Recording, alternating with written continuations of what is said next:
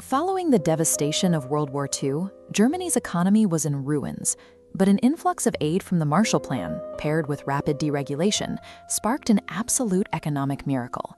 Germany built its modern identity on precision engineering.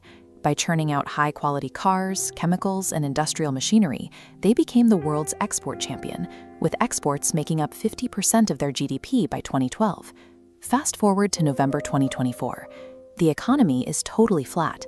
The ruling coalition has crumbled, and the right-wing populist AfD party just surged to a historic second-place finish, capitalizing on widespread public frustration. The European engineering engine has seized up, bringing the country right back to the title it thought it left behind, the sick man of Europe. How exactly did an economic miracle just suddenly stall out? Look at Volkswagen. For the first time in its century-long history, the industrial crown jewel is shutting down domestic factories. Faced with 500,000 vehicles in excess capacity, they are cutting 35,000 jobs as workers walk off the line.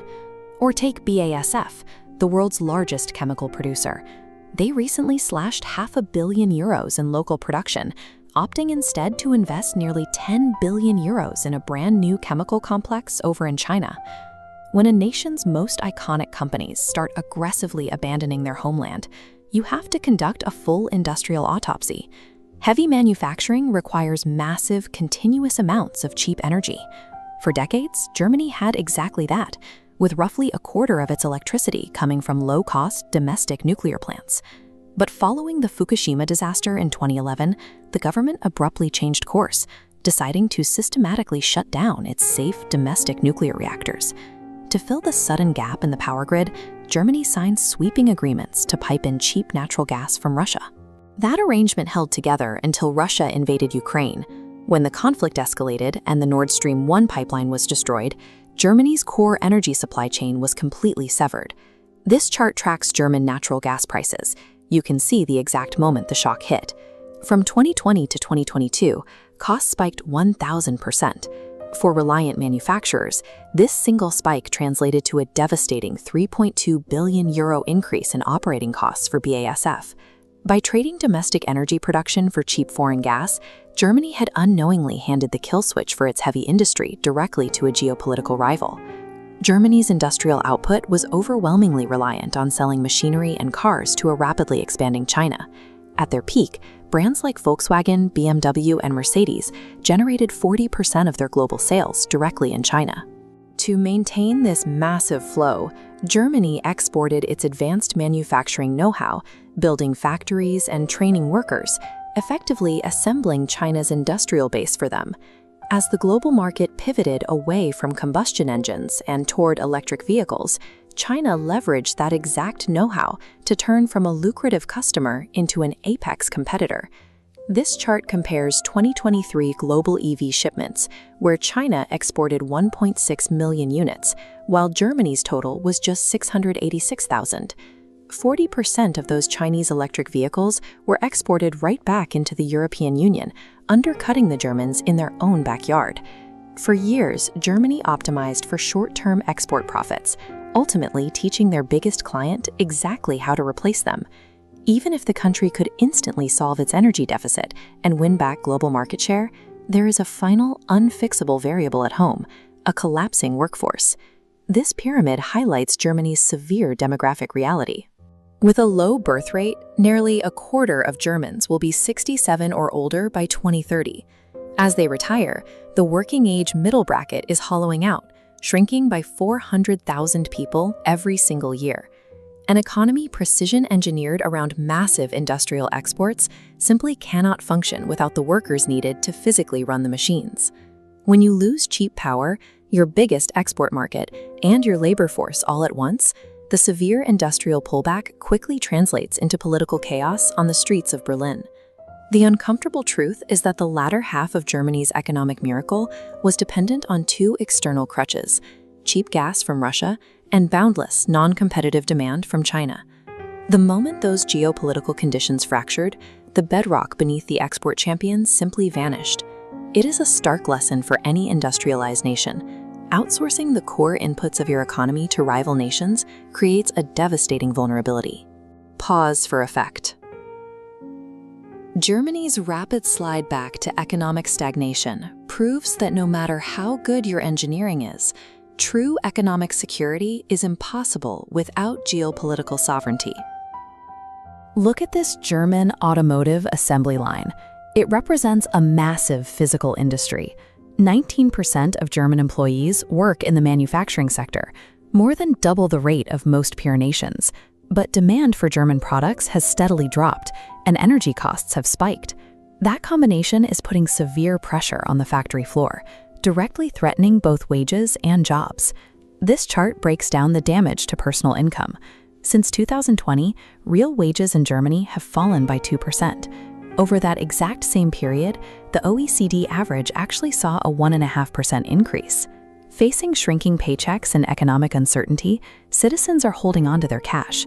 Historically, Germans saved at twice the rate of Americans. Recently, that ratio has surged to 5 times the American savings rate. When citizens hoard cash, they stop buying things. German consumer spending has stagnated in real terms, effectively frozen at the exact same levels we saw nearly a decade ago in 2015. Declining wages, lower spending, and shrinking factory demand create a vicious cycle. Most governments would step in with tax cuts to restart the economy, but the German government stubbornly refuses to act. The block on government action originates here, at the Ministry of Finance. Following the 2008 recession, the government enacted a policy known as the debt brake. This strict rule limits the federal government's structural deficit to roughly 1/3 of its total GDP.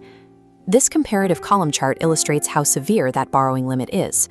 Germany sets all the way down at 0.35%. Compare that to France at 5.5%, the UK at 6%, the US at up to 7%, and Italy above 7%. Because they cannot legally borrow more, they cannot properly invest at home. Look at the resulting gap. Germany spends about 1.5% of its GDP on domestic infrastructure, well below the 2.7% average of other high-income countries. A country that relies heavily on physical exports requires top-tier roads, railways, and ports to move goods efficiently. Years of chronic underinvestment leave Germany with crumbling physical networks, which makes it extremely difficult to attract major foreign investment. The strict borrowing limit also prevents the government from lowering an intensely heavy tax burden. Right now, the average employment tax wedge sits at 48%, and corporate taxes hover around 30%, both well above the OECD averages. Politicians know the taxes are uncompetitive, but lowering them would cause revenue to drop, immediately violating the debt brake. Overriding that rule requires a constitutional amendment. They have effectively locked themselves inside a fiscal trap. The origin of this intense financial conservatism goes deeper than recent policy. After experiencing the massive devastation of the Second World War, combined with an already rigid Prussian administrative legacy, the country heavily over-indexed on downside protection. The entire legal structure became focused on preventing mistakes rather than getting things done. The national mentality is perfectly captured by a popular local saying, "Caution is better than regret." We see this aversion to risk in everyday bureaucracy. If you want to start a new business in the United States, you can file the paperwork and be legally operating in a few days. In Germany, navigating the rigid licensing system takes over a month. The red tape scales up rapidly with complex projects. To build the wind farms you see stretching across this agricultural landscape, a developer must endure a massive permitting process that takes 5 to 6 years to approve. For context, highly active regions like Texas or China can approve and clear similar special engineering permits in less than 12 months. A nation cannot compete on the modern global stage when its legal structures, its licensing boards, and its public services operate at a fraction of the speed of its rivals. This economic system was built by bureaucrats focused strictly on risk management, yet their obsession with avoiding minor internal risks left them completely blind to massive external threats. Notice these massive nuclear cooling towers sitting idle behind residential neighborhoods. In the name of safety, the state decided to prematurely phase out its highly reliable domestic nuclear power capacity. To replace it, they tied their industrial grid to foreign imports. The government aggressively financed major infrastructure, like the Nord Stream 2 pipeline shown under construction here, permanently linking their economy to the geopolitical volatility of Russia. Look at this crowded transit hub processing newly arrived migrants. The state made the decision to admit massive populations of immigrants and refugees, while simultaneously leaning on the debt brake to refuse funding the roads, housing, and public services required to support them. The frustrating reality is that the country is not broke. Unlike many nations struggling with slow growth, the German state holds massive, untapped fiscal capacity that could be deployed to jumpstart the economy. The path to recovery requires softening the extreme limits of the debt brake, injecting targeted capital into high-return infrastructure, and cutting the bureaucratic red tape strangling entrepreneurs. By prioritizing absolute strict downside protection above all else, the engine of Europe has trapped itself. A system designed to keep threats out has effectively locked all the potential in.